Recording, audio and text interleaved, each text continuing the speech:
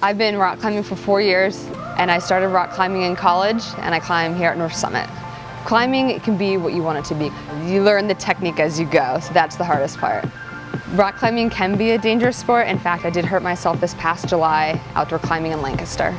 I was lead climbing outdoor, and I was 2 bolts from the top, and I didn't have a good hold, and I slipped and fell. I was very lucky. They took me to the ER, and they actually took me in as a trauma because of the length that I fell. I fell 15 feet in a pendulum motion, but only my foot was impacted. So I reached out to friends, and they told me that Dr. Rudolph at Coordinated Health was the best doctor for ankles around. So Kristin's injury was a little more involved than the typical injuries we see Monday morning here in the office. She broke her tibia bone in 2 places, she broke her fibula bone in a long spiral type fracture, and this was a little bit more complicated than the run-of-the-mill ankle fracture. I was not nervous when I knew that I had to have surgery. I was not even nervous when I hurt myself. I knew that by going to Coordinated Health that I would be in good hands. We had to fix the fibula bone with a long plate.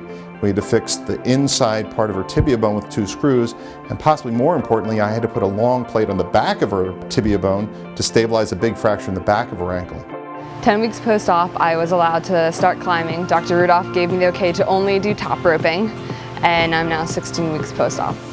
Kristin has a great attitude. She wanted to get back to rock climbing and all of her other activities, and having a great positive attitude at the beginning does nothing but help your recovery afterwards. You can't be scared because you will eventually come back. And in the spring I plan to run a half marathon so that I can show myself I've come back even stronger than I was before.